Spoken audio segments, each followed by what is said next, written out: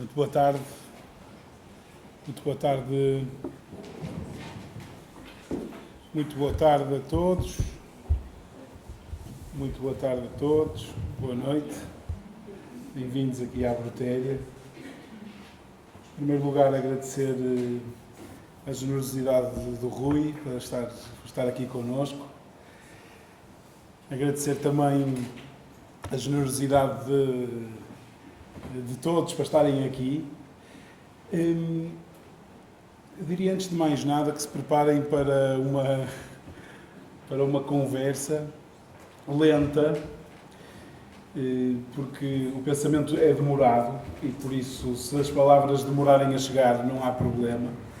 Espero que estejam bem sentados, espero que estejam confortáveis e quentinhos e com disponibilidade interior a um itinerário de diálogo, de aproveitarmos tanto tempo e tanto trabalho do Rui Chaves e tanto conhecimento oculto. Estas conferências eu topo têm por princípio, primeiro têm por apoio a Fundação Santander e têm por princípio descobrir os bons lugares, o bom lugar.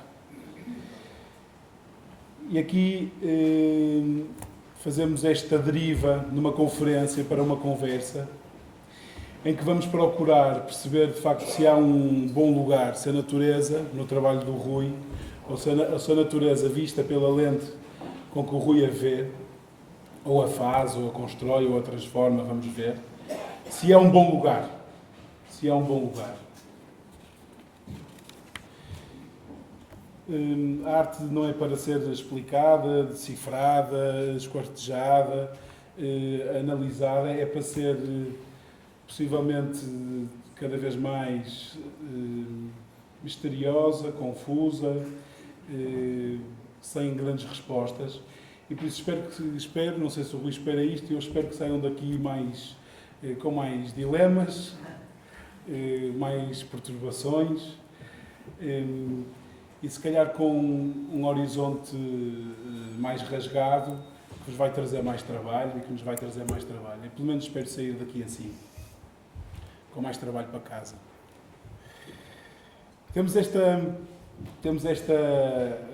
Começamos com esta imagem, e vamos começar com esta imagem e com um texto que o Rui nos vai ler. Começamos com esta imagem assim como um portal, e um portal onde de facto é rasgada uma aurora, uma manhã, um nascimento. É uma imagem querida ao Rui, o Rui poderá falar sobre ela, e é uma imagem que evoca aqui muito daquilo que vamos falar. Por isso, Rui, como pontapé de saída. É mesmo. Boa tarde, muito obrigado por terem vindo. Espero que não adormeçam com a minha voz, que é assim um bocado monopólio. Se adormecerem também. Nós vamos tentar, portanto, isto não é uma conferência, lamento imenso, mas não é. Vamos tentar, com esta conversa e com algumas imagens que vamos passar, vamos tentar aproximar-nos do tema da relação com a natureza, da minha relação com a natureza enquanto artista e enquanto pessoa também, mas também da relação da arte e de todos nós com a natureza e de que forma essa distância entre nós e a natureza se está cada vez a acentuar mais, e vamos avançando. Portanto, isto é mais uma conversa do que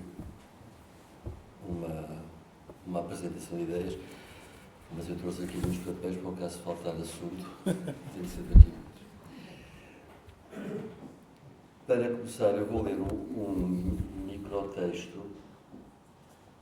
não quero chatear, é um microtexto que eu encontrei, que eu próprio escrevi em 2012, mas é um fragmento que pode ter a ver com a nossa ideia de natureza e com a ideia desta pintura do Filipe Donga. Então, eu escrevi em 2012, num fragmento: sou contra a desacralização das coisas e das pessoas. Pelo contrário, acredito que o milagre da vida continua a ser sagrado. O milagre é a explicação inocente do mistério real que habita o homem, do poder que nele se dissimula. Não se pode morrer inculto, profano. Se não procurarmos saber porque viemos a este mundo qual o sentido superior da nossa existência na Terra, o que nos resta é esta sociedade desencantada, ignorante e materialista. Pier Paolo Pasolini insistia que a dimensão do sagrado é essencial para a sobrevivência do ser humano. Sem o sentido do sagrado, o homem morre e a sua cultura desaparece. A necessidade do sentido sagrado é a esperança contra a destruição e a erosão que esta sociedade de consumo nos inflige.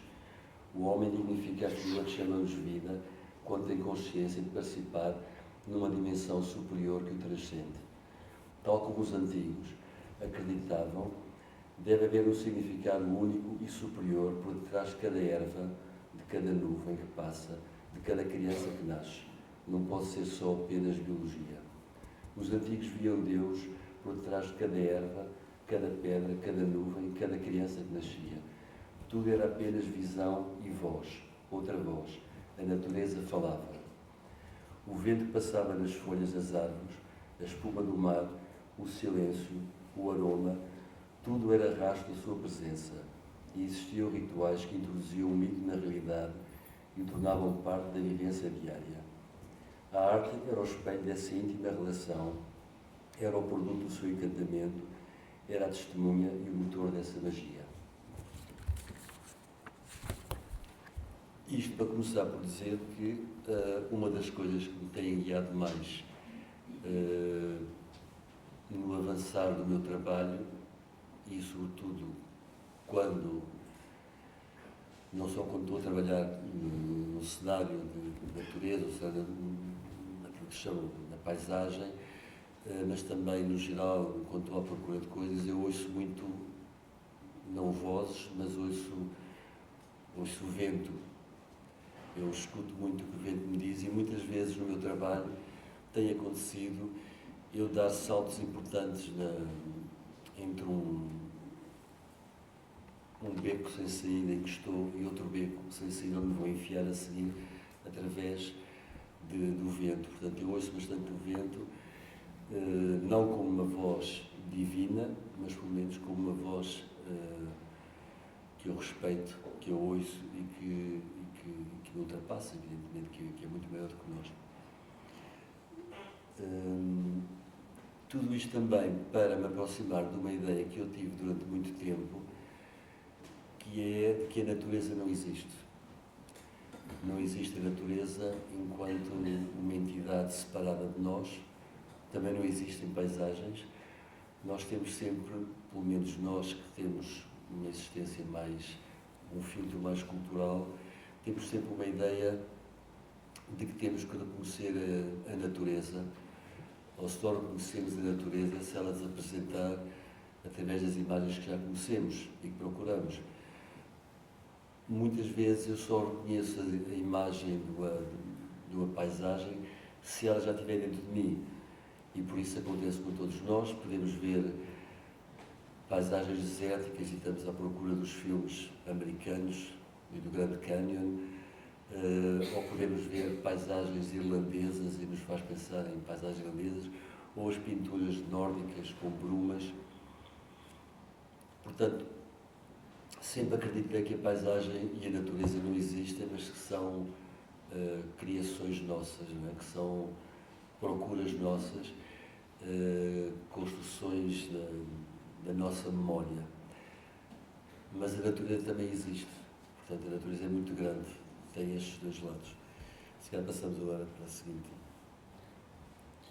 Se calhar antes de passar aqui, acompanhando este tema, porque creio que quando ouvimos o Rui dizer que as coisas não existem, podemos ficar confusos quando te ouvimos dizer que não existe a natureza. À partida, isto pode ser uma afirmação que tem tanto de radical como de incompreensível. A mim esclareceu-me este ponto aqui quando o Goethe fala contra a facilidade com que se falava do conhece-te a ti próprio. Diz assim: o homem só se conhece a si próprio na medida em que conhece o mundo. Só se dá conta dele próprio e de si próprio nele. Cada objeto, bem contemplado, abre um novo órgão dentro de nós. Portanto, não sei se estarei demasiado errado, mas quando dizes que não existe a natureza, é porque não existem as coisas em si, serão muito difíceis de alcançar, não é? Num certo idealismo filosófico, as coisas em si não existem. Existem a apreensão que fazemos das coisas. Mas aqui, o curioso é em Goethe e naqueles autores ao qual o Rui também foi beber, e principalmente Novalis, de quem foi tradutor e, portanto, um leitor muito atento. O que está aqui a ser dito é que há um novo órgão dentro de nós quando as coisas são bem contempladas. Cria-se uma nova imagem. Não vamos revisitar um leque de imagens clichê que temos na cabeça sobre um determinado assunto, mas sim, ou antes, criamos novas imagens ou criamos novos órgãos de percepção cá dentro quando vemos as coisas bem contempladas. Se calhar ainda ficou mais obscuro, mas teríamos que perceber o que é o realismo, o que é o idealismo, o que é a percepção, o que é ver as coisas em si, o que é ser absolutamente idealista e acreditar que o mundo exterior só existe aqui dentro, na minha mente, ou ficarmos apenas com acreditarmos na análise e nos dados exatos. Mas mais do que isto, como o Rui falava de milagre, gostava de ler só aqui, não há, de Novalis, traduzido pelo Rui, não há um milagre sem um acontecimento da natureza e vice-versa. Não há um milagre sem um acontecimento, sem um fenómeno natural e vice-versa. A vida é o início da morte, a vida existe por causa da morte, a morte é ao mesmo tempo fim e início, separação e uma mais estreita autoligação. Simultaneamente, através da morte, consome-se a redução. Estamos perto de acordar quando sonhamos que sonhamos. E se a vida e a morte são duas coisas deste grande milagre, duas potências e se calhar a mesma, eu gostava de avançar aqui e ouvirmos o Rui falar sobre um projeto. Projeto pode ser uma palavra feia, e por isso se calhar diria sobre uma dinastia. Uma dinastia, uma genealogia. Este trabalho chama-se Andrea, filho de Andrea, Andrea, filho de Andrea. É um trabalho que vai sendo feito ao longo dos anos. Não sei bem quando é que começaste, nos anos 80. Quer dizer, na verdade já fazia isso nas Belas Artes, portanto já com 20 e poucos anos já fazia isso. Então, antes de falar deste projeto, e só para terminar também com as observações, quando eu digo que a natureza não existe e a paisagem não existe, eu penso que não existe enquanto entidade definida ao exterior. Porque, na verdade, se olharmos, se pensarmos intimamente e mais profundamente, nós somos a mesma da natureza. Somos a mesma, estamos completamente integrados naquilo que se chama a natureza. Portanto, a nossa realidade mais íntima, mais profunda, é igual, absolutamente igual, à realidade mais íntima, mais profunda daquilo que chamamos de natureza. Portanto, todas as formações que temos, conceituais, de palavras, mentais, são formações para definir campos diferentes, para definir campos que podemos reconhecer e para, vamos lá, relacionar imagens que os nossos olhos veem, que os nossos olhos já viram, a nossa própria história, a história das pessoas que conhecemos, mas são tudo aspectos que nós individualizamos, mas no fundo acredito que somos todos a mesma natureza, somos água, somos flores, somos plantas, somos nuvens, somos tudo ao mesmo tempo. E por isso a natureza não existe enquanto uma coisa separada de nós. Mas nós separamos-la em pequenos quadros, pintamos, fotografamos, fazemos filmes e separamos pequenos aspectos dessa nossa natureza intrínseca. Este projeto aqui, que comecei, quer dizer, na verdade o projeto comecei talvez no final dos anos 90, mas já tinha começado antes com outras. Não é um projeto, de facto, a palavra projeto é um bocado abusiva, é uma coisa que vou fazendo. Consiste, vou fazer ao longo do tempo, consiste em, de vez em quando, ir abandonar esculturas em determinadas zonas que são bastante, que são a minha casa, porque eu acho que a natureza, uma das coisas que essa tal natureza tem, é que também pode ser uma casa para nós, pode ser um sítio onde voltamos, pode ser um sítio que reconhecemos, pode ser um sítio que tem a ver com a infância, com o cheiro, com a luz, ou pode ser só apenas um sítio que achamos que é a nossa casa. E, no caso destas esculturas, eu vou, de vez em quando, faço uma escultura, ou duas, e vou abandoná-la na zona, uma zona que é uma casa para mim, que é a zona do Guincho, na costa de Sintra, a zona da Draga, naquela zona da Ursa, na costa atlântica de Sintra, se quisermos. Ou, como vão ver também, também já fiz isso na Irlanda, portanto, uma paisagem que é feita de mar e rocha. E abandono as esculturas e não sei o que é que lhes vai acontecer, nunca sei. Não sei se são levadas para casa de alguém, se são atiradas ao mar, se são roubadas, se são destruídas, mas na verdade não me interessa muito, porque interessa-me é o momento e o gesto de oferecer esta dávida de agradecimento, no fundo, à natureza. São peças que existem enquanto abandono. Ao mesmo tempo, a ideia e o título de Andrei, filho de Andrei, filho de Andrei, que tem a ver com Andrei Tarkovsky, naturalmente, e o Andrei Rublev e o seu filho Andrei, a ideia de que os filhos partem para o mundo, é uma ideia de... é a ideia de filhos, não é? Não é de paternidade nem maternidade, é a ideia dos filhos que não nos pertencem, não é? Que nós lançamos ao mundo e partem ao mundo e continuam o seu caminho no mundo. Tinha pode a ver com essa intenção. Esta, por exemplo, é na Irlanda, e é um dever que é na Irlanda, não sendo uma paisagem igual à da costa de Sintra, é uma paisagem que evoca as mesmas coisas, as nuvens, as rochas, e isso é uma paisagem, uma beleza árida, que me interessa muito. Portanto, esta peça também ficou na Irlanda, já não está lá, já desapareceu, não sei. Isso também é na Irlanda, é uma espécie de cemitério de pedras, mas era mesmo a intenção de abandonar esculturas ao mundo. Era e é, de vez em quando ainda faço.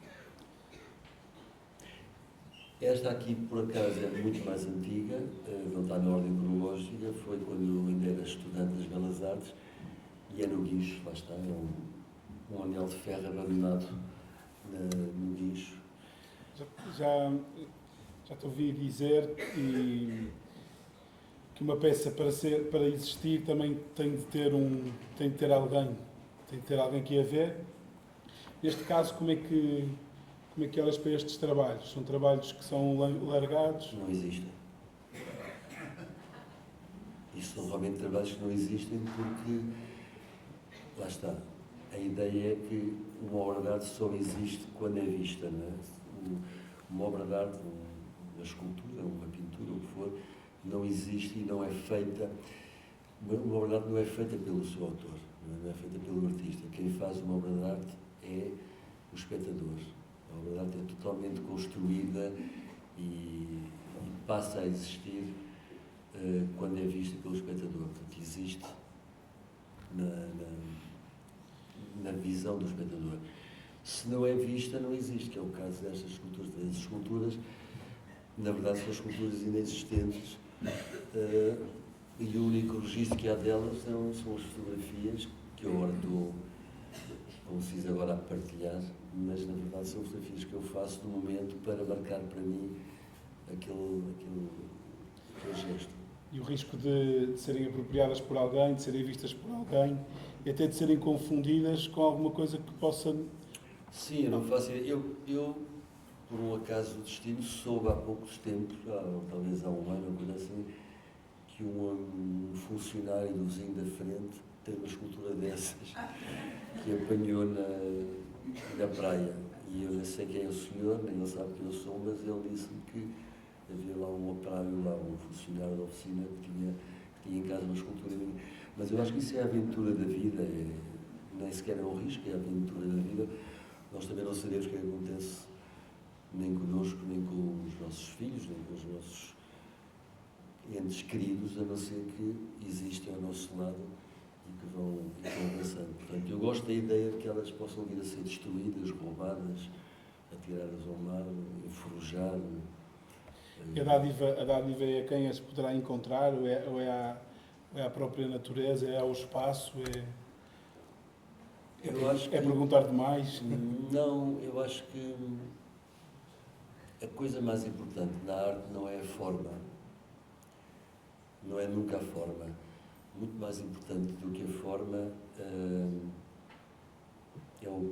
é a motivação, é o momento, é o processo. Eu não acredito que haja, por exemplo, em relação a dádiva neste momento é mesmo a dádiva, eu chegar lá e oferecer à natureza em agradecimento.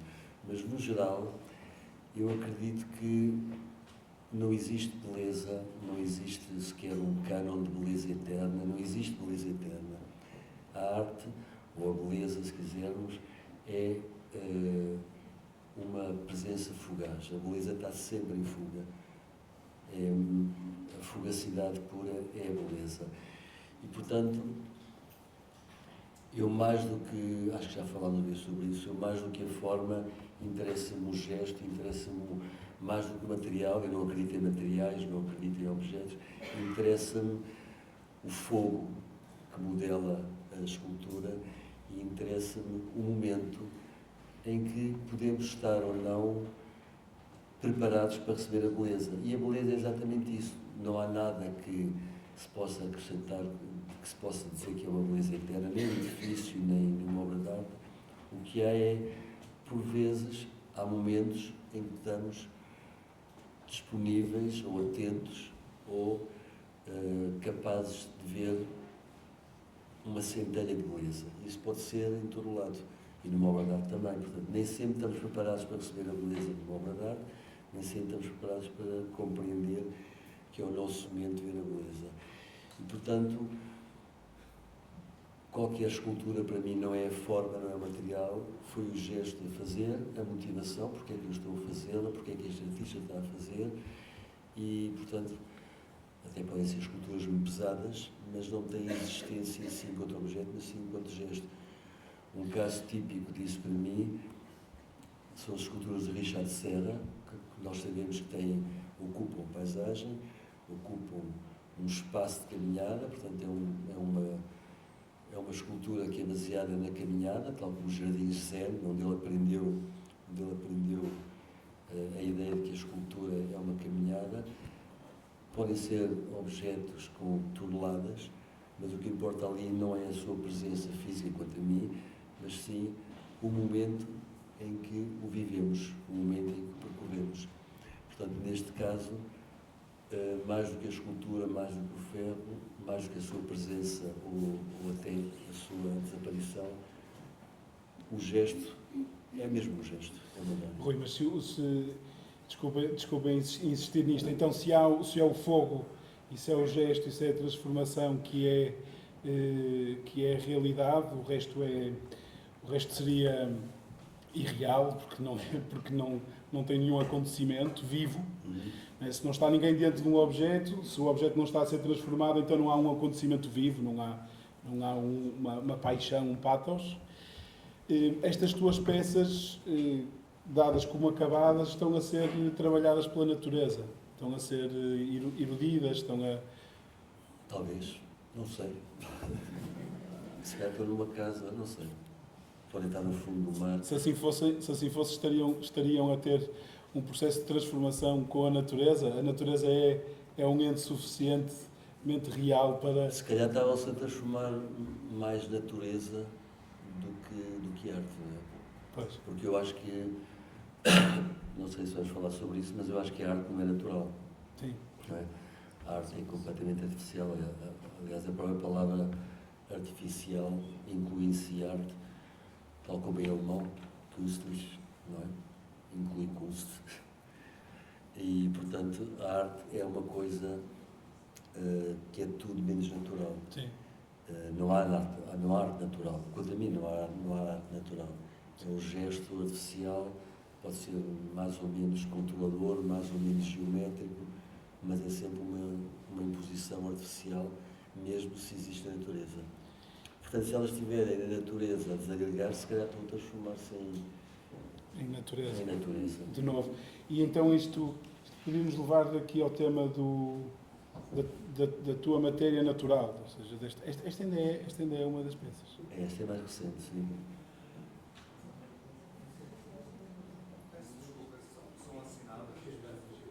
As peças são assinadas, as peças não são assinadas.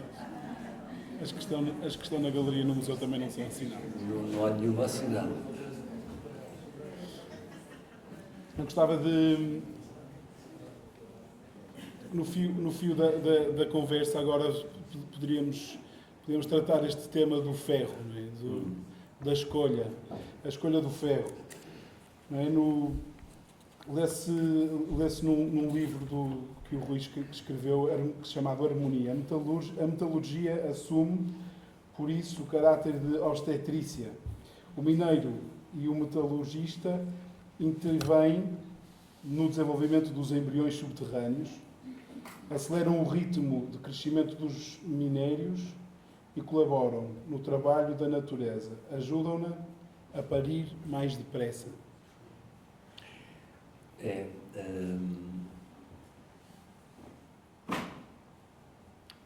O ferro é um elemento diretamente vindo das entranhas da Terra, não é? É um elemento, é um minério, um químico, mas é um elemento vindo das entranhas da Terra e é trabalhado com o fogo.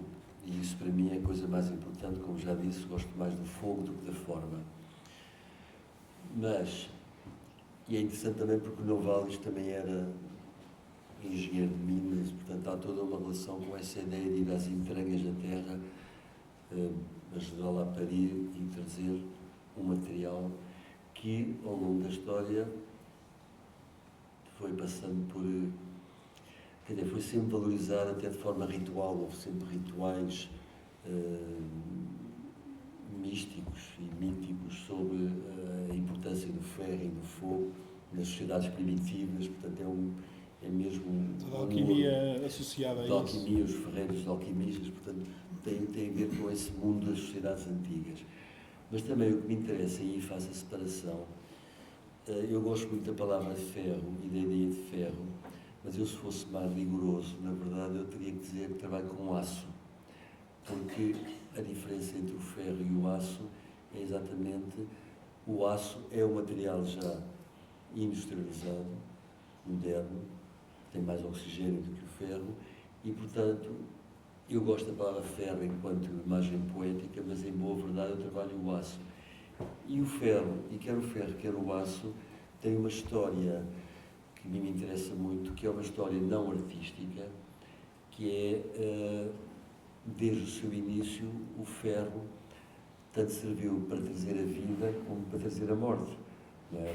Fizemos ferramentas, fizemos utensílios agrícolas, todo o tipo de instrumentos que trazem a vida e a alimentação, mas também as armas, os machados, as espadas, e hoje as bombas e os aviões, e, portanto, o ferro e o aço,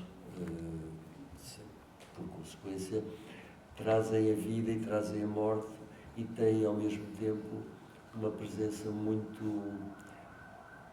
banal, muito não artística, e, portanto, para mim é um material que oscila entre a magia, a alquimia da sua origem mais profunda, mais arcaica, e a banalidade do aço como o usamos no nosso mundo moderno. E com a Revolução Industrial e com o desenvolvimento da arquitetura do ferro, percebemos que se tornou cada vez mais presente de uma forma que nem damos por ele, mas também não podemos ver sem ele, e não é arte.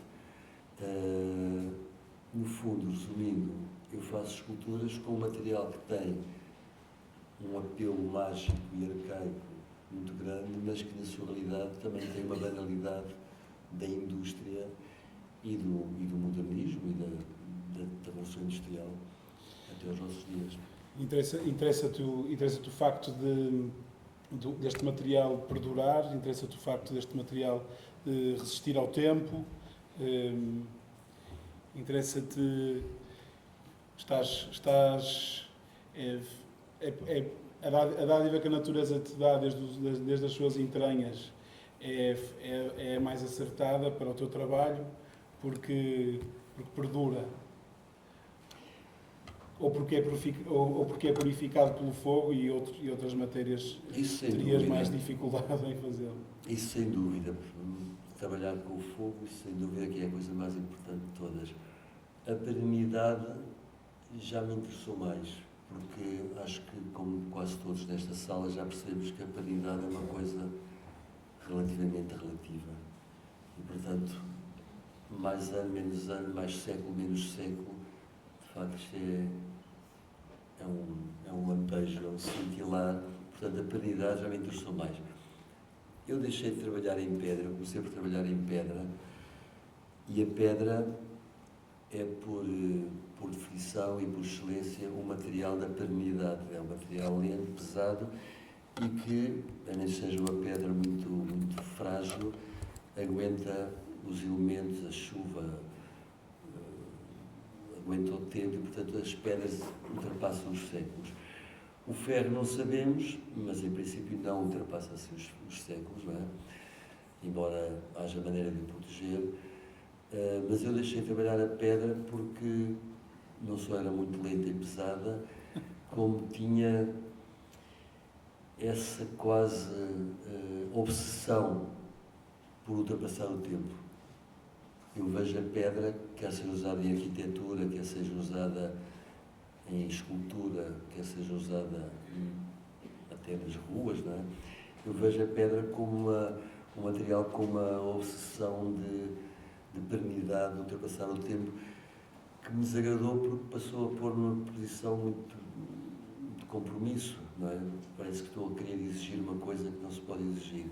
O ferro é muito mais elástico, muito mais dinâmico, e tem em si essa tal banalidade que me interessa na sua relação com o tempo. Eu tenho perfeita consciência que, por exemplo, uma escultura de Richard Serra é feita em aço cortene, que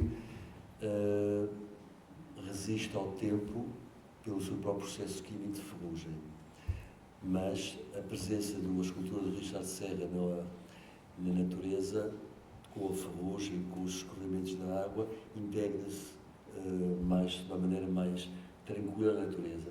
Eu prefiro o contrário, eu prefiro que a minha escultura, quando está na natureza, seja uma intervenção, de certa maneira, visualmente pura, negra, com formas muito definidas, e isso implica que eu utilize materiais e técnicas e tintas, não é? Que aguentem o tempo, não como uma obsessão, mas pelo menos para preservar um pouco mais essa pureza do olhar. Mas entre esculturas que são grafitadas e esculturas que são cobertas de musgo é sempre muito relativo. Eu acho que se a escultura fosse negra na paisagem para sempre, era uma bela ideia, mas eu não sou uma bela ideia, não vai acontecer. Isto é um bom exemplo. Estas esculturas são negras, estiveram na exposição no Palácio de Sintra, no Parque da Pena, Palácio de Sintra, agora no Palácio da Pena, e eram duas entradas para a terra, em dois cones negros, que ainda lá estão, acho que já tem os grafites, mas são dois cones negros, e eu queria mesmo que, no meio daquela paisagem meio germânica, meio tropical, que é o que a Serra de Sintra me parece, aparecessem estas duas intervenções muito geométricas, muito puras, e que assim se mantivessem e mantêm mais ou menos.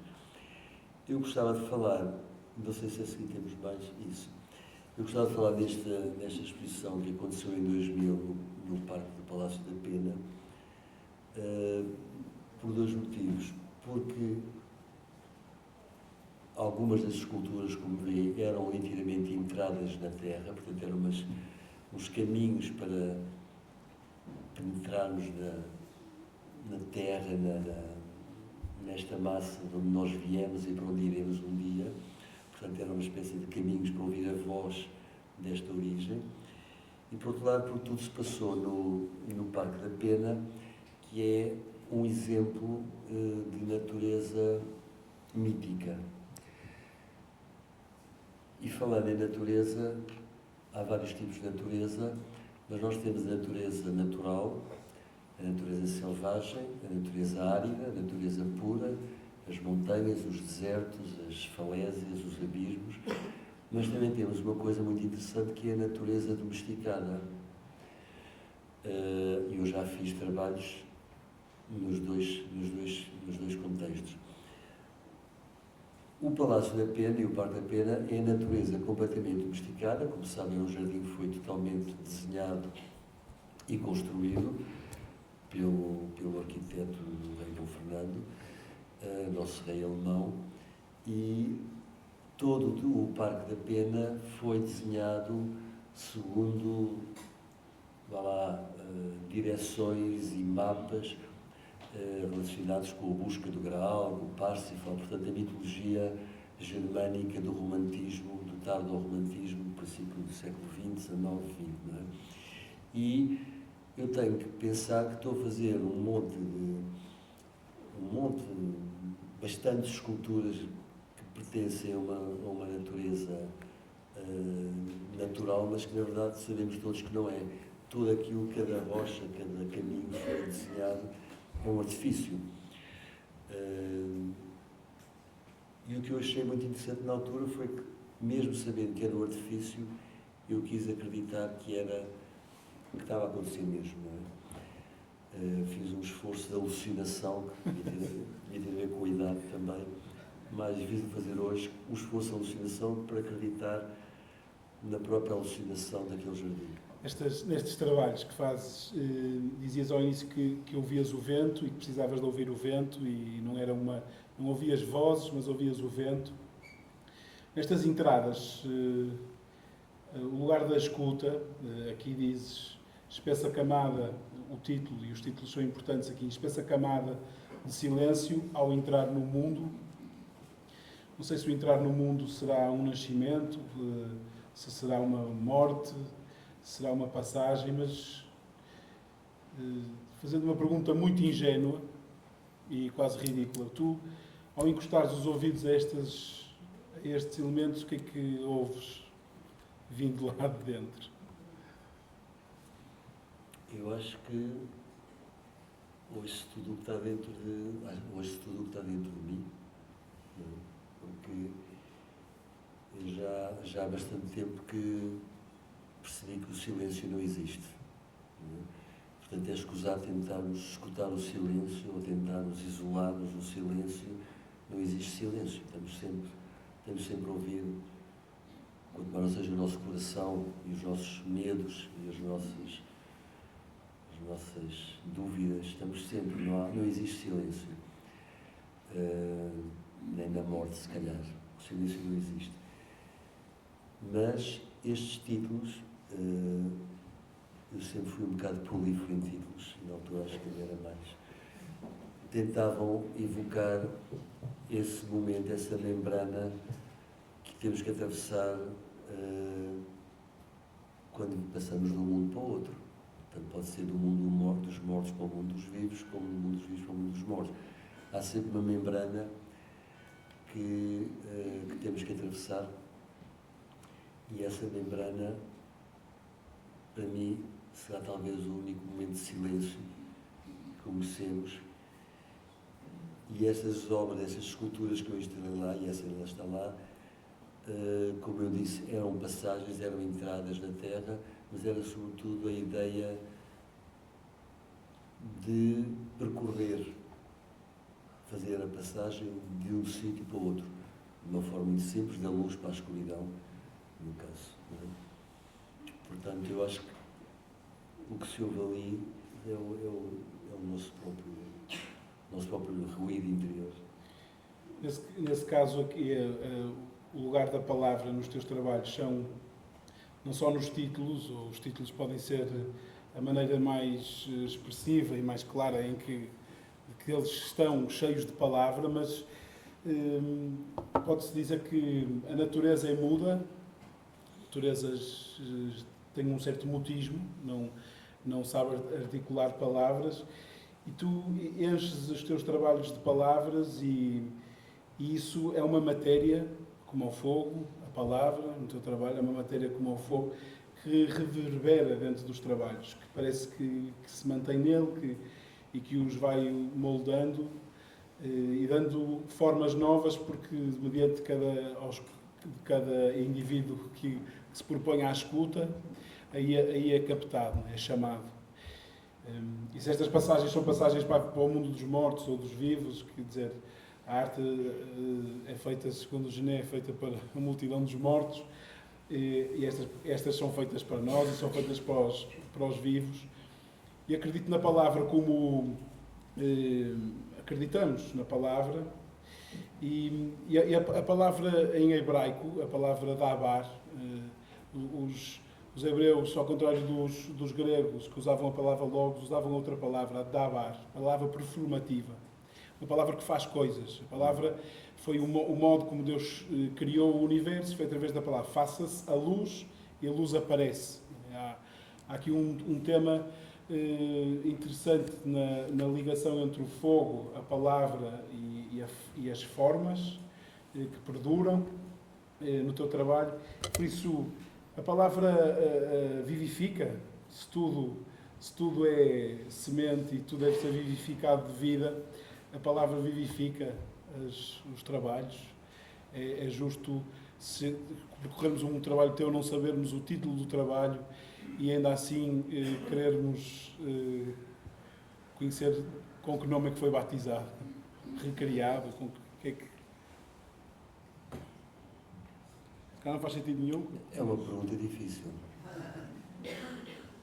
É uma pergunta difícil porque, como eu disse, não há arte natural, a arte é completamente artificial e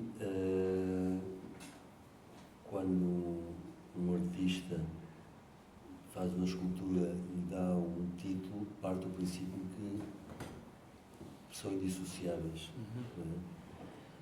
Evidentemente que é um pouco utópico, porque muito rapidamente as palavras se perdem, as formas se perdem e muito rapidamente, como somos todos muito distraídos, pode acontecer passarmos por esculturas ou por obras e olharmos para elas e estamos completamente indiferentes ao seu título.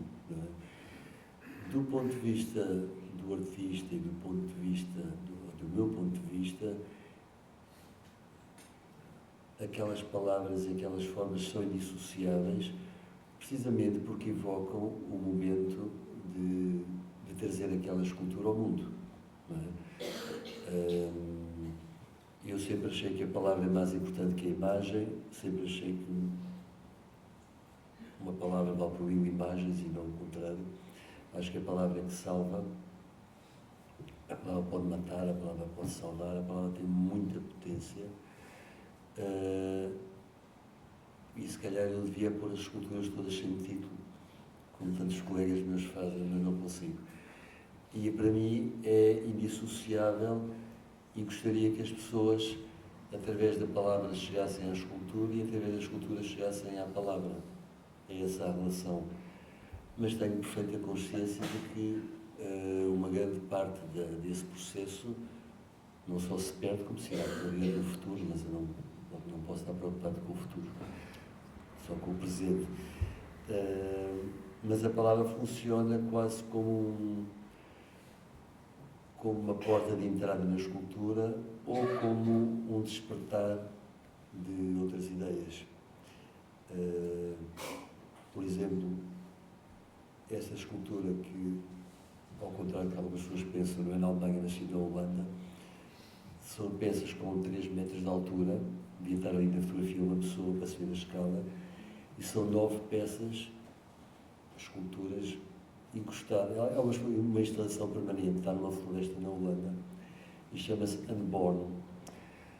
Ao se chamar Unborn, também pode não chamar nada, porque as pessoas passam no parque e podem não achar nada, não é? Mas para mim chamam-se Unborn e não nascidas, e são como música. Para mim estas peças são como um catalisador de tudo o que está a acontecer naquela floresta. E numa floresta acontece muita coisa. Acontece a luz, acontece a chuva, acontece o vento, acontece as folhas a cair, os pássaros a piar. Acontece muita coisa numa floresta. E se nós fôssemos realmente capazes de ver a natureza sem conceitos, sem palavras, sem ideias pré-concebidas, e apenas fôssemos capazes de estar ali e ver uma árvore que não está a fazer nada a não ser estar ali, e ver a erva que não está a fazer nada a não ser ser erva, um pouco o Alberto Queiro falava, nós estaríamos um pouco na posição destas esculturas que também estão só ali a escutar o que se passa na floresta, estão encostadas aos troncos, e nós teríamos, se fôssemos capazes de ver a natureza com essa tal pureza ou ausência de conceitos, teríamos um pouco na posição das esculturas. Como não somos, como não temos essa capacidade, eu uso estas esculturas como catalisadores, no fundo, para alguém que vai a passar naquele parque, e através daquelas esculturas começa a prestar atenção ao ruidoso silêncio que reina naquela floresta. Mas somos das poucas civilizações que não falamos com a natureza. E possivelmente pelo medo do animismo, ou seja, a Igreja ou a evangelização pode ter trazido também este senão, de facto, de percebermos que as almas que habitam todos os seres naturais, que vegetam, que são...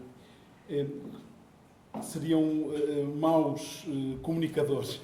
E, portanto, de facto, nós somos das poucas civilizações que não comunicamos, que não falamos com a natureza. E estas peças não falam e escutam, estão a catalisar o som das árvores, destas enormes árvores. É impressionante pensar que isto tem 3 metros, é colossal. Então, e portanto, há um diálogo a ter. Consegues, a natureza, para além de um bom lugar, é um bom ouvinte, ou para ti ou não falas com a natureza?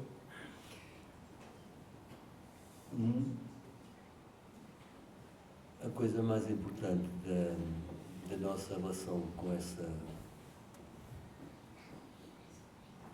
entidade a quem estamos a chamar natureza será, se calhar ao contrário, aprender com a natureza.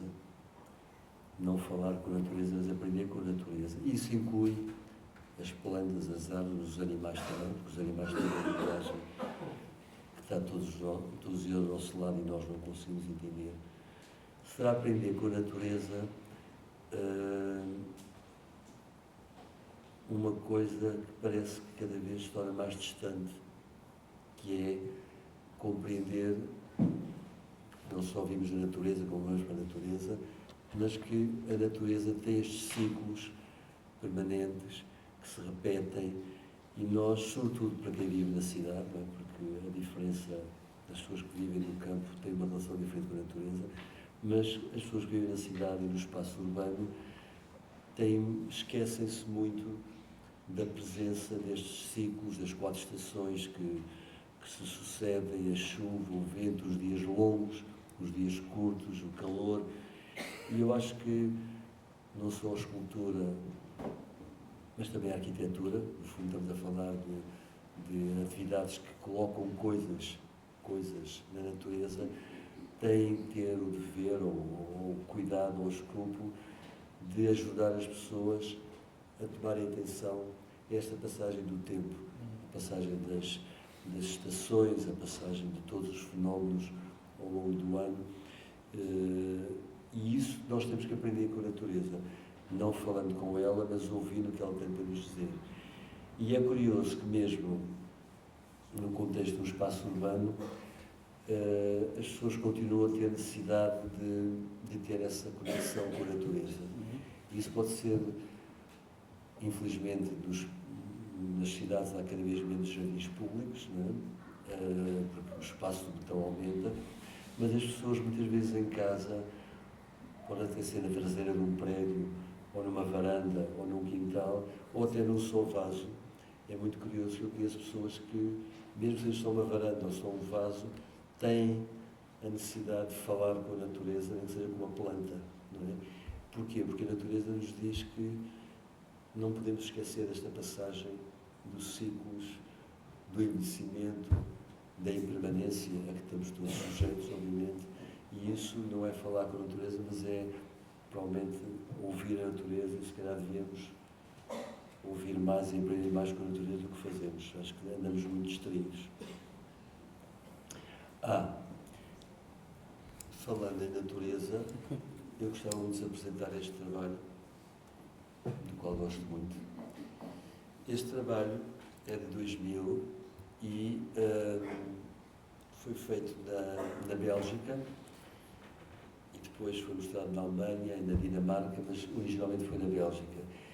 E chama-se Kranke Engel, quer dizer anjo doente, e é um anjo, como podem ver, é uma árvore enorme sem folhas, com 26 lágrimas de ferro negras, e a escultura é isso, é uma árvore no inverno sem folhas e 26 lágrimas de ferro. E eu ia passar na natureza, numa autoestrada, na Holanda ou na Bélgica, não sei, nos Países Baixos, e vi ao longe este anjo a falar comigo, a chamar-me.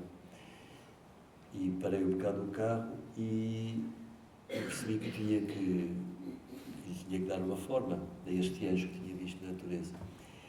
E então foi exposto pela primeira vez na Bélgica, em Ghent, e como disse, é um anjo que só vive no inverno. Portanto, é um anjo que vive ao contrário. Ele no verão hiberna e acorda no inverno.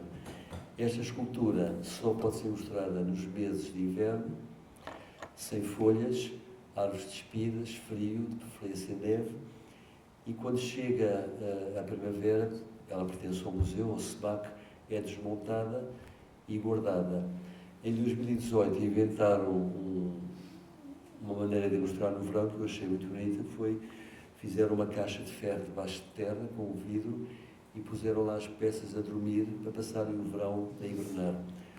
E depois no verão voltou a descer. Foi muito bonito, foi em Strombeek, em 2018. Portanto, 18 anos depois dela ter nascido, passou o verão a hibernar debaixo de terra. Na verdade é um anjo que vive ao contrário. É um dos meus anjos favoritos. Mas tem a ver exatamente com o ritmo das estações e a compreensão do tempo natural, que acho que é muito importante não perdermos.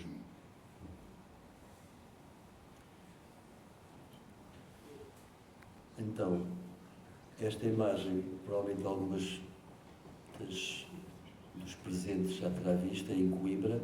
São 2 anéis de 10 metros de diâmetro, muito musicais. Aquela árvore do meio já não existe, portanto esta escultura está um bocado diferente. A árvore caiu numa tempestade e esmigalhou a escultura, teve que ser refeita. Portanto a escultura está neste sítio, no Jardim Serena, mas já não tem árvore do meio. A árvore caiu com uma tempestade em 2018, talvez 19, não sei, já não lembro. Mas esta escultura, são 2 esculturas de 10 metros de diâmetro, fazem-me pensar que o que procuramos quando pomos arte na paisagem ou na natureza é encontrar um lugar, e isto é válido para a arquitetura também, é encontrar um sítio, encontrar um lugar que seja inconfundível, que seja inesquecível e ao qual possamos sempre regressar, onde podemos sempre voltar a encontrar. E ao mesmo tempo tentamos que, pode ser uma forma mais dissonante ou mais harmoniosa, Mas o que eu acho é que quando uma escultura nasce para um sítio de natureza, não só se cria um lugar inconfundível, como se cria uma espécie de música desse encontro. E no caso concreto dessas esculturas, que chamam O Mundo Fica em Silêncio, eu sinto que elas são exatamente essas duas coisas, são ao mesmo tempo música e são ao mesmo tempo um lugar inconfundível.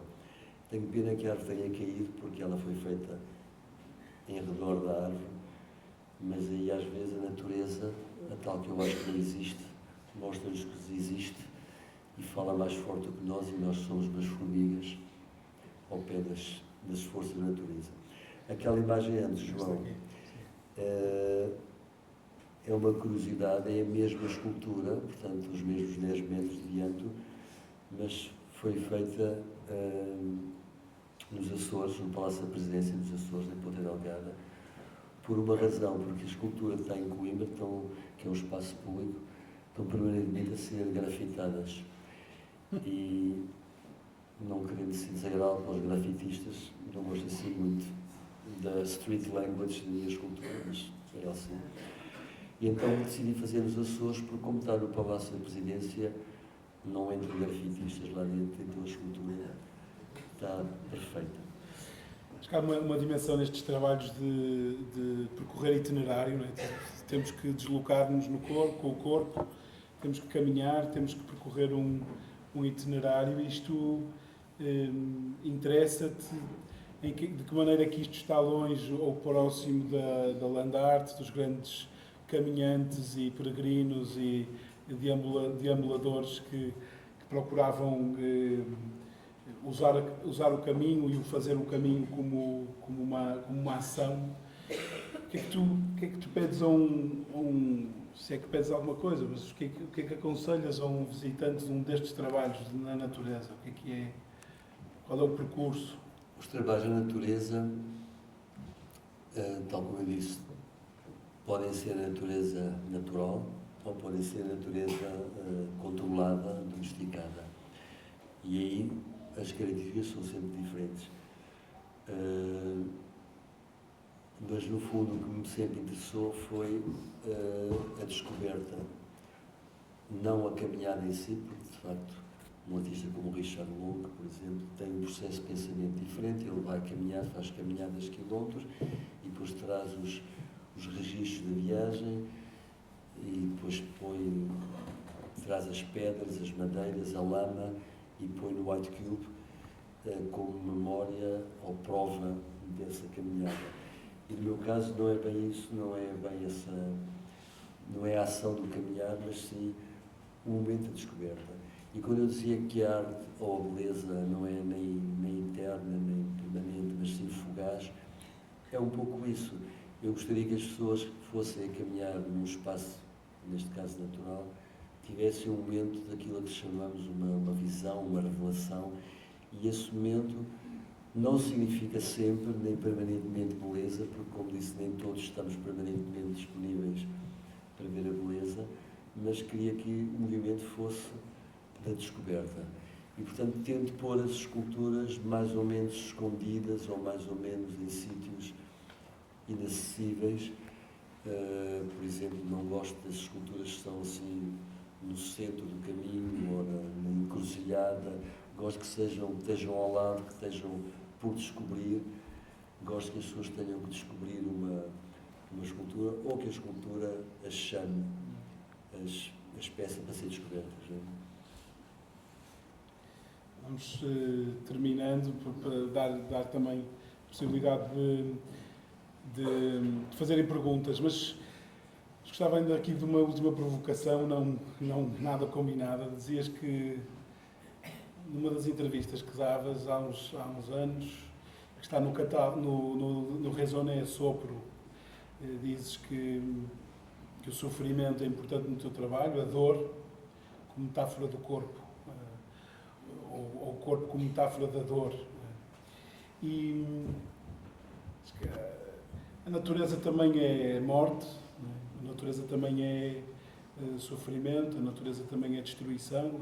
Aquela árvore destruiu a escultura quando caiu. E portanto há ali uma passagem no tempo, portanto, que lugar dás a esse elemento natural, que é a perda, que pode ser a perda, que pode ser a angústia, que pode ser a dor, o sofrimento. O Francisco de Assis chamava, não só falava com a natureza, como dava-lhe nomes e chamava a morte irmã, era irmã, e ao sol também irmão. E aqui, qual é o lugar deste lado do corpo natural que é agónico, que também... Sim, contemplar a natureza é inevitavelmente contemplar a perda e o fim, não é? Porque a natureza nos seus ciclos, uma flor não é sempre uma flor, quer dizer, é sempre uma flor, não fica uma flor para sempre, não fica sempre a mesma flor, nem nós ficamos sempre os mesmos, como sabemos. E, portanto, contemplar a natureza é, obrigatoriamente, não só pela emoção estética da beleza, ou não só pela emoção estética de saber que a natureza é muito maior do que nós, como aquela pintura do Caspar David Friedrich, do monge, a contemplar o horizonte e o mar. Portanto, não só pela consciência que estamos a contemplar uma coisa muito maior que nós, que nos ultrapassa, mas também porque sabemos que é uma beleza que está em permanente desaparecimento, é sempre fugaz. Claro que podemos aceitar essa fugacidade de várias maneiras, mas isso é a história da nossa vida, é a história do nosso dia-a-dia, como aceitar a fugacidade da beleza. Mas na paisagem, na natureza e também pelos desastres naturais, como por exemplo esse árvore caiu, há sempre a presença da morte e do fim, mesmo que se transforme noutra vida a seguir, não é? E isso também, gostava aqui também de dizer, que também tem a ver um bocado com a maneira como lidamos com a morte e com o fim, e também com a maneira como preservamos essa tal natureza. Eu vejo, por exemplo, e para voltar às cidades, que com uma grande facilidade nas cidades são mortas árvores, às vezes árvores antiquíssimas, árvores que nos trazem a história do tempo, que estão ali há centenas de anos, e de repente chega uma motosserra para construir uma coisa. E eu considero que isso não só devia ser crime, como é uma falta enorme de cultura. Eu lembro-me de ter visto no Japão árvores muito velhas, que são apoiadas por estruturas de ferro para manterem os seus troncos, ou seja, numa tentativa de prolongar ao máximo esse fim que há de acontecer, não é? Mas isso é aquilo que se chama cultura. Se dá aqui uma árvore com 300 anos e está quase a cair, vamos, em vez de cortá-la, vamos tentar. Esse gesto acho muito importante para nós, enquanto humanidade na extinção, que é o que somos, não é? Estamos aproximados do abismo por todos os motivos. Ou, por exemplo, lembro-me de ver na Índia, naquelas cidades com milhões de pessoas, em cantos completamente inesperados, árvores sagradas. A pessoa vai na rua e está uma árvore, um people tree, que nem sequer é muito grande, e está cheia de figuras e de velas e de panos, porque aquela árvore é sagrada. Então, no meio de prédios, no meio de canos de esgoto e no meio de carros que não param, vê-se o silêncio e o recolhimento de árvores sagradas no meio daquele botão. E, portanto, estes dois exemplos, a árvore no Japão, que está quase a morrer, mas que se prolonga, ou estas árvores que resistem à poluição e que resistem à construção porque são consideradas sagradas, são para mim dois exemplos de como a natureza tem esse lado de beleza, mas também tem sempre a proximidade do fim, da morte. Naquela exposição no Palácio da Pena, para mim, aquelas esculturas eram muito simples, mas eram também fendas, eram cicatrizes, eram feridas da natureza. Como esta, por exemplo. Há várias suas cicatrizes. Há várias as minhas cicatrizes. tenho muitas perguntas, mas quero sobretudo passar-vos também a possibilidade de interrogarem o Rui. A partir daquilo que se ouviu, a partir daquilo que não se ouviu, portanto, este tema é um tema muito grande. A resposta à pergunta se a natureza é um bom lugar no trabalho do Rui, creio que foi trabalhado. Essa resposta foi sendo trabalhada de vários matizes e, portanto, passava-vos com muita vontade a palavra. Vamos ao microfone. Agora é um momento difícil que ninguém quer falar.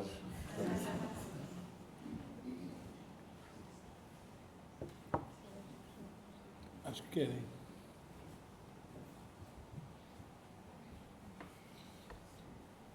Então faço eu a pergunta.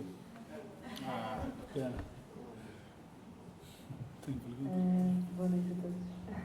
Pronto, eu até não podia um bocado inquieta relativamente à questão da arte como não parte da natureza, algo artificial. Mas achei um pouco contraditório no sentido em que se nós, como humanos, fazemos parte da natureza e integramos-la na nossa essência, então todo o produto que vem de nós também não haveria de ser algo natural. Pronto, é só.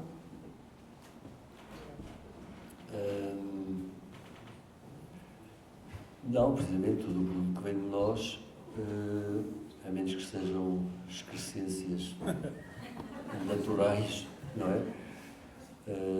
Ou fluidos, ou as nossas marcas físicas e espirituais, mas sobretudo físicas do mundo. Eu acho que os produtos são precisamente uma construção, uma vontade que temos de fazer qualquer coisa fora dessa naturalidade. Portanto, é preciso ver, por exemplo, uma coisa que eu nunca fiz, nunca me interessou, trabalhar com... Elementos naturais. Sim, aquilo que chamamos de materiais naturais, portanto, sei lá, madeiras, ou canas, ou vinhos, ou pedras. Artistas como Alberto Carneiro, por exemplo, trabalharam, fizeram uma meditação profunda sobre esse caminho, não é?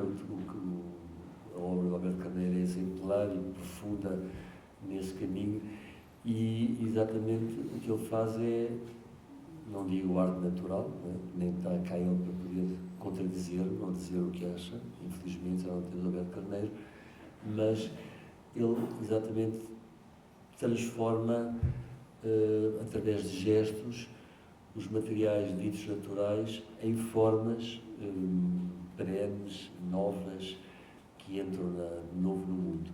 E isso a mim não me interessa, interessa muito mais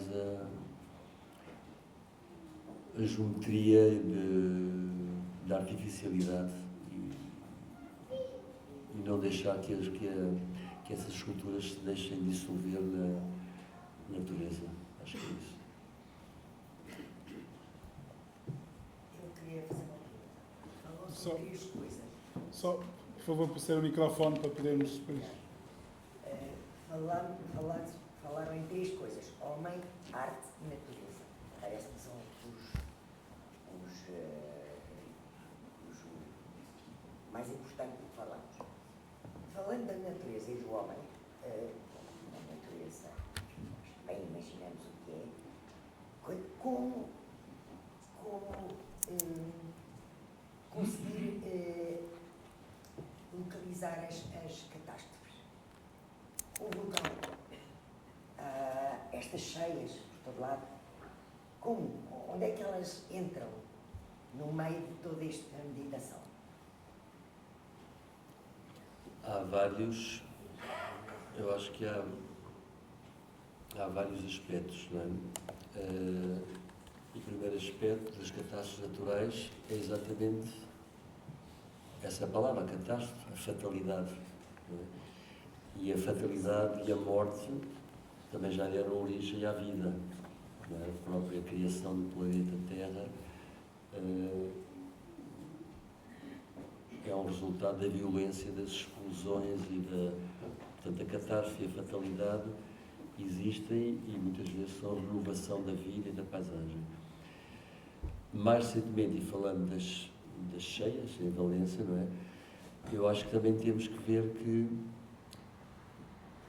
a ação do homem, sobretudo desde a Revolução Industrial, não é? E sobretudo nos últimos 100 anos, está a revelar-se uma autêntica caminhada para o fim e para o abismo, e estamos literalmente a abusar e a extrair mais do que podíamos da natureza e portanto, somos nós próprios, enquanto seres humanos, sobretudo nos últimos 100 anos, que estamos a criar essas tais catástrofes, porque se calhar não acreditamos que elas vão acontecer, porque se calhar pensamos que, enquanto seres humanos, somos superiores a estas forças da natureza.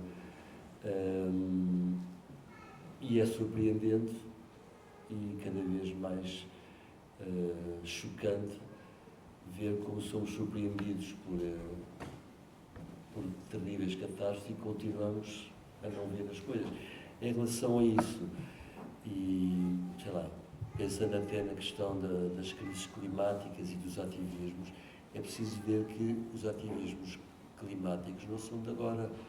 Já nos anos 60 havia ativistas climáticos, não nasceu nos anos 2020. O que acontece é que, como nunca ninguém, como nós nunca conseguimos ouvir os sinais, achamos sempre que somos superiores às coisas que vão acontecer, o que se verifica agora é que essas tais fatalidades que nós próprios estamos a criar estão a ficar um pouco...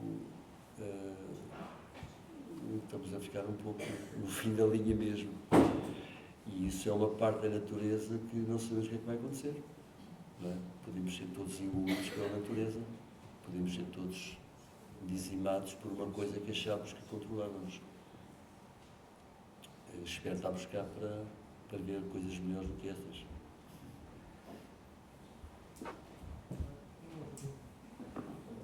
Na verdade, vem um bocadinho na sequência do que foi até agora falado. Das duas perguntas. Tem a ver com esta ideia de separação, ser humano, natureza, a arte como um produto externo à natureza, ou a arte como um produto também, quase. E há assim um pensamento que às vezes me atravessa, que é pensar que nós, enquanto seres humanos, vivemos uma espécie de solidão, que esta produção cultural que fazemos fala apenas connosco e serve apenas para nós, não é? Por outro lado, eu achei muito bonita as culturas da natureza e esse diálogo com algo que não era um ser humano, ou supostamente não era necessariamente com um ser humano. Mas pronto, isto na verdade não é bem uma pergunta, é mais um pensamento. E esta contradição, também na verdade, existem uma série de contradições sempre nos nossos pensamentos, mas esta questão, esta separação e a não separação, e até há uma frase do Adorno que diz que fala também no ser humano enquanto ser, que nós temos que reconhecer a nossa indigeneidade, não sei se esta palavra está correta, porque uma frase em inglês, que temos que reconhecer a nossa indigeneidade em relação à natureza, ou seja, nós somos profundamente também parte dessa natureza, e mesmo que qualquer produção nossa, qualquer coisa que sai de nós, também é natureza. E essa, pronto, eu percebo que isso é questionável, e isso mas então onde é que ficamos, não é? Porque, por outro lado, também, se nós temos uma relação tão separada com a natureza, também é isso que motiva nós não olharmos para a natureza se calhar com o cuidado que era necessário, não é? E daí as alterações climáticas, e daí esta coisa... É assim uma série de... Claro, a questão é muito vaga e não temos nem, se calhar, nem tempo nem capacidade para analisar tudo. Mas o facto de sermos um com a natureza sempre foi, não é? A própria questão da agricultura, não é? A agricultura cuidadosa, tradicional, era um com a natureza, e a agricultura intensiva e que vai exaurir a terra e os terrenos é outra. Portanto, até isso fala da nossa união com a natureza. Mas a arte, quanto a mim, pelo menos como eu a vejo, não é? E lá está. Eu não sou o Alberto Carneiro, e o Alberto Carneiro teria de certeza uma visão completamente diferente. A arte, para mim, está à parte, não é um produto natural e, quando muito, lança sinais a essa natureza, não só a natureza das montanhas e dos lagos e das florestas, mas a natureza que há em nós.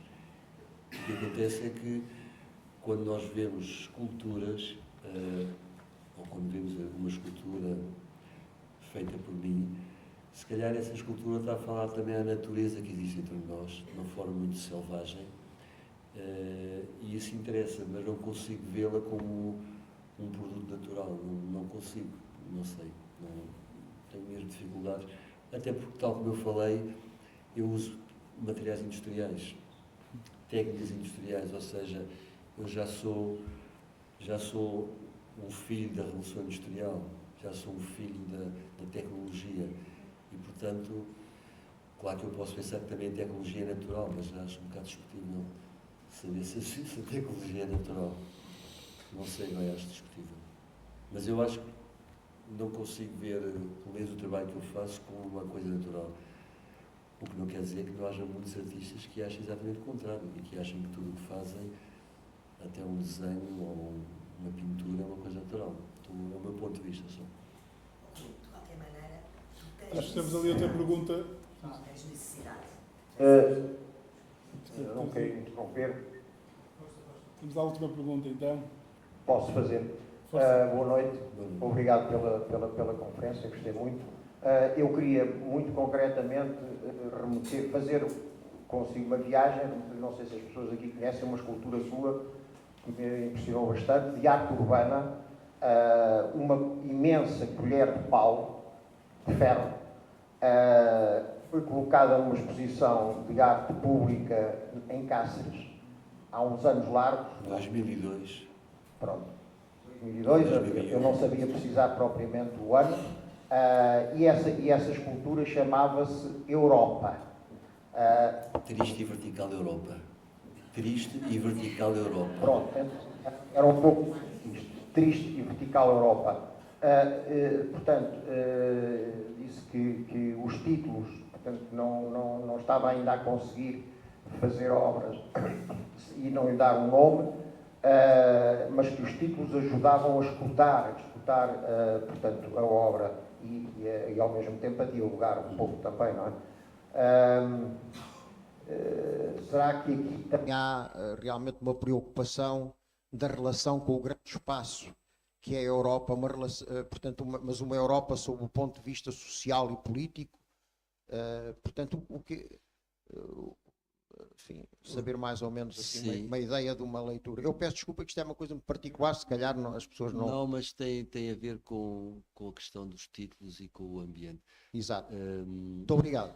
Não, eu que agradeço.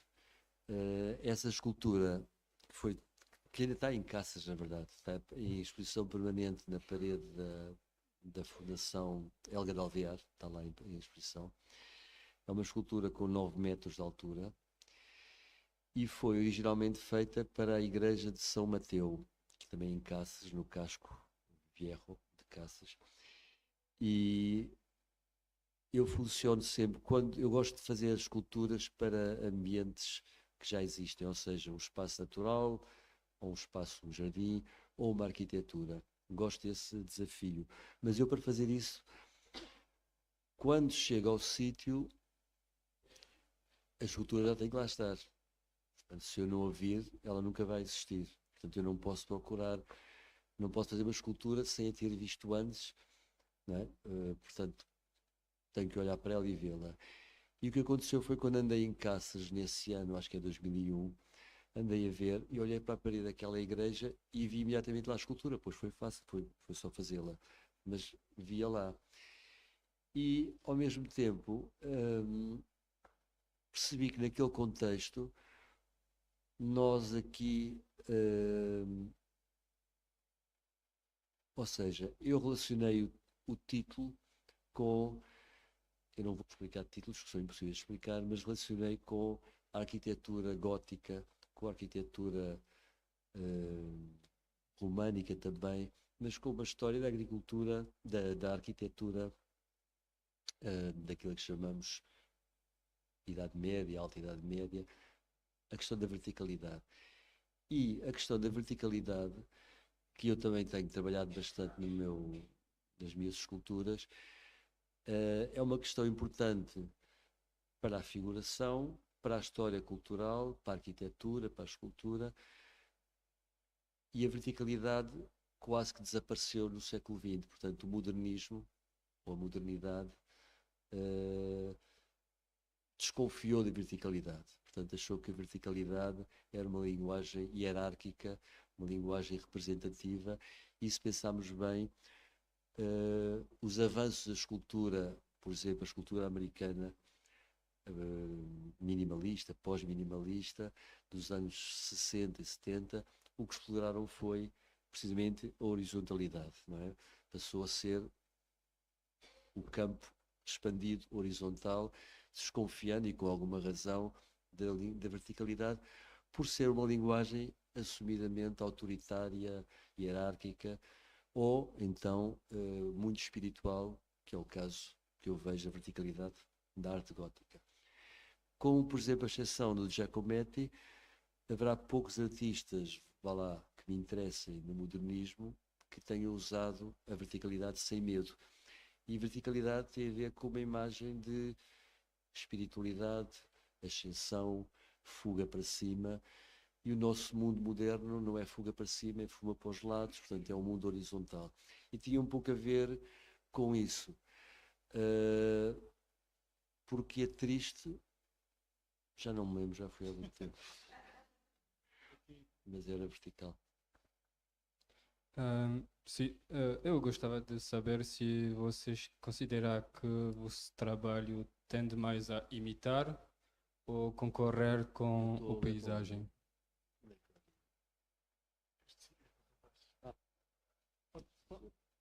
Imitar ou concorrer com a natureza. Paisagem. Eu não percebi a pergunta, pode repetir. Gostava de saber se vocês consideram que o vosso trabalho tende a imitar ou a concorrer com o paisagem. Nem uma coisa nem outra.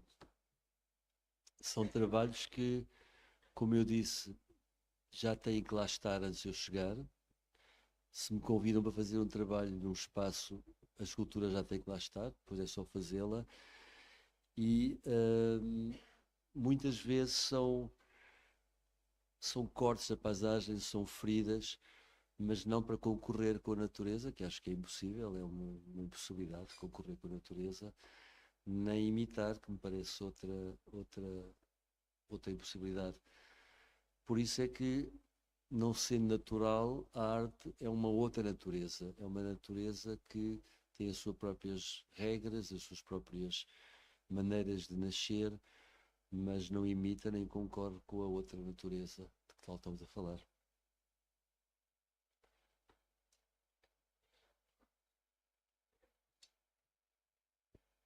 Obrigado aos dois por esta muito inspiradora conversa. Eu só queria. É uma pergunta que é uma provocação. Eu não sei quem é que escolheu as imagens, mas mostram só, a meu ver, e era esta a pergunta, só metade da relação do trabalho do Rui Chaves com a natureza. Porque propositadamente são esculturas num contexto natural, ou na paisagem, mas quando nós encontramos as tuas esculturas num museu, numa white box, há de alguma maneira uma invocação e um envio para a natureza, não é? As tuas formas, independentemente dos títulos, lembram sempre flores, organismos, presenças naturais, muito mais do que só esculturas. Portanto, a pergunta era, e dentro do museu em que não há nada natural, só há ferro, como é que a natureza aparece, é revelada, surge? Ou como é que aí tu te relacionas com ela? Pois, essa pergunta é o contrário desta conversa. Vira a conversa do avesso.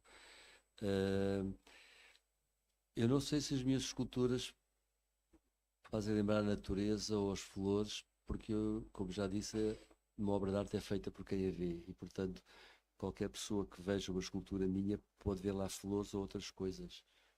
Eu não sei, eu sobre isso não posso pronunciar. Eu acho que cada pessoa traz em si um mundo de imagens e um mundo de memórias e um mundo de reconhecimentos que as permitem ver o que veem quando veem alguma coisa. Isso pode ser uma escultura, como uma pintura, como uma performance, como uma dança, como uma fotografia. É o que nós temos dentro de nós. Se as minhas esculturas dentro do museu despertarem em alguém ou despoltarem em alguém uma consciência da natureza, eu fico tocado por isso, porque de facto também isso existe. Mas estou a tentar recordar-me de imagens de esculturas minhas e a ver se há alguma que pareça uma flor, não sei. Se calhar parecem todas.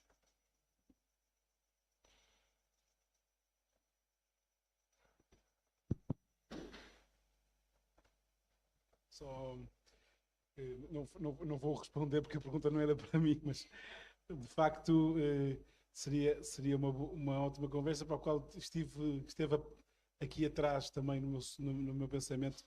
Onde é que estas peças, quando não estão na natureza, são natureza? E talvez esticando, é sempre que são vivas, elementos vivos.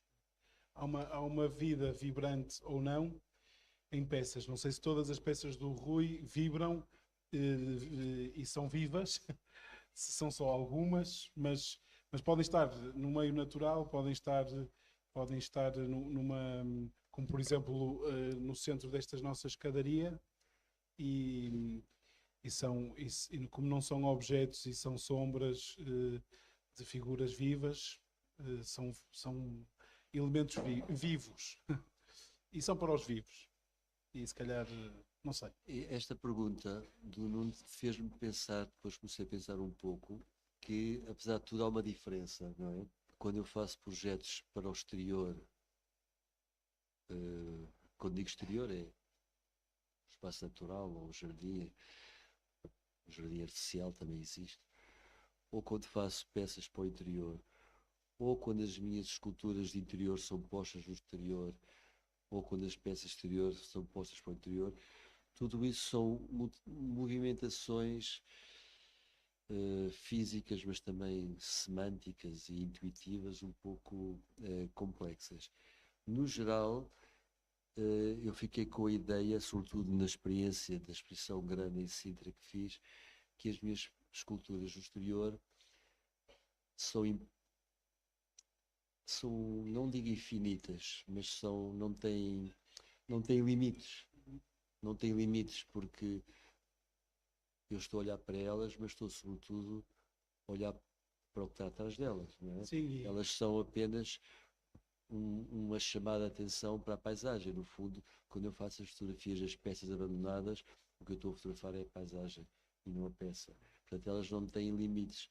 Ao contrário, quando ponho as esculturas ou quando faço as esculturas no interior, fico sempre com a ideia que elas não têm limites, de facto, mentais, não é? Mentais no sentido em que entram dentro das pessoas e fazem o que querem, e as pessoas também, mas fisicamente estão ali contra uma parede branca, são mais objetuais, não é? Por exemplo, esse é um bom exemplo, isso é uma escultura que não tem fim, é uma lua a suicidar-se. E de facto não houve tempo para chegar lá, mas uma das razões pelas quais estávamos a mostrar exclusivamente trabalhos em paisagem tinha que ver com uma questão do tempo, porque essas peças vivem as estações do ano, né? Vivem a circularidade das estações e de facto Exatamente, de facto é diferente a neve. Ou aqui está sempre com neve, com mais ou menos neve. Podes só voltar àquela atrás, a outra. Isso, a lua. Aqui é o exemplo do que eu estou a dizer, das minhas esculturas não terem fim, porque isto é uma escultura que está em permanência em Bamberg, uma cidade alemã. Como podem ver, os ramos da árvore e os ramos da escultura continuam-se, não é? É uma lua que caiu do céu e está a afundar-se, mas quando está inverno, esta árvore não tem folhas, e, portanto a visão é muito gráfica, parece quase um desenho do Paul Klee, assim muito gráfico, só com as linhas pretas. Esta fotografia, imagino, tenha sido feita na primavera ou no verão, tem muitas folhas, portanto essa desaparece. E mais um detalhe, muitas vezes no verão o nível do rio desce e a lua não consegue atingir a água, fica assim um bocado separada, e muitas vezes no verão o rio sobe e a lua fica submersa. E tudo isso faz parte não da escultura, mas da sua essência, da sua existência e do gesto de ir por ali. E quando eu chego lá, já mandaram fotografias dessa escultura no inverno com neve. Portanto, o rio gelado, a neve. E ela meio desaparece na neve. Mas esse movimento da água que sobe e que desce, da seca, evidentemente que se viesse uma grande inundação era um bocado mais trágico. Mas a escultura aparecer e desaparecer, aflorar só a água, estar mais afundada na água, tudo isso é a sua existência. Não um objeto num museu, não uma escultura com um princípio, meio e fim, mas uma coisa que não tem limites. Não digo infinito, porque não é, mas é indefinida. No fundo, é indefinida. Temos que terminar. Vamos terminar. Não consigo resistir a ler aqui uma frase do Rui que diz assim: parto de uma redução e daí chego à seguinte situação. Quero criar pontos baços, foscos e ásperos, que não resvalem e não possuam nada de entretenimento. Quero resistir a este mundo digital, colorido, transparente, escorregadio. Pretendo com isto dizer que tento estabelecer uma estratégia da lentidão contra a estratégia da aceleração. Uma estratégia do peso contra a estratégia da leveza. É este o meu ponto de transcendência e, a partir daqui, pode começar a viagem. É o ponto da absoluta paragem. Vamos ter nesta casa mais conferências Eutopos. A próxima será sobre o desassossego, como é que o desassossego é um bom lugar ou pode ser um bom lugar. Vamos ter um curso com o Padre Manuel Cardoso chamado Em Vias de Extinção, sobreviverão as democracias liberais à crise ecológica, que tem exatamente que ver com estes problemas. Por isso queremos agradecer também o apoio do Santander e queremos que bebam um copo de vinho aqui connosco, que continuem esta conversa e que passem lá por baixo pelaquela peça do Rui, e assim é a maneira que temos para te agradecer a tua presença. Eu que agradeço. Obrigado.